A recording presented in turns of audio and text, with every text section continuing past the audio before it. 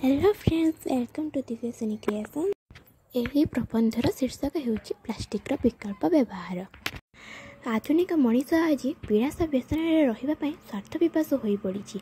गाँ सहर मध्य चाकचक्य चली संघर्ष। यही चाकचक्य भितर प्लास्टिक शिक्षालय देवालय डाक्तरखाना पाइखाना सबुठी करुछि राजूती। सारा जगत उपरे फसरा मेलाई समस्त को भाराक्रांत कर पकेलानी। आखि थाई अंध है परी मनीष तार कुप्रभाव को अवलोकन करिपारु नाही।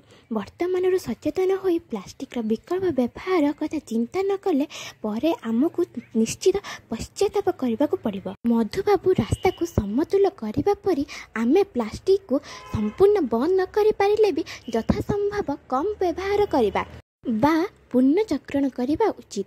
दुकान सौदा आनिबा बेले बिना पैकेट जिनिस किनिबा किंबा नड़िया कता सुतुली कपड़ा कागज इत्यादि बैग व्यवहार करने।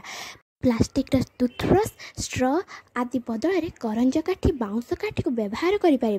खाद्य पानीय थर्मोकोल को निषेध कर आग काल व्यवहृत कंसा तंबा पितलर बासन सह शालपत्र थाली डुना ठुंगा उपर गुरुत्व देवा।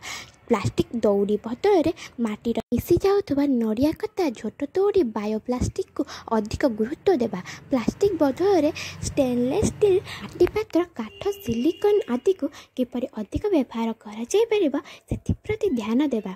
सर्वशेष चकचक करुथिबा सबु जिनिस सुना नुहे बोली आमको उपलब्धि करने को पड़िबो। आमको आज सस्ता सुंदर प्लास्टिक कुप्रभाव विषय सचेतन हो एक स्वच्छ और विशुद्ध परिवेशर नूतन सकाळ उदय करने को हेबो। देश में एतिकी कहबी पृथ्वीवासी एक हेबा पॉलिथीन प्लास्टिक हटाई देबा।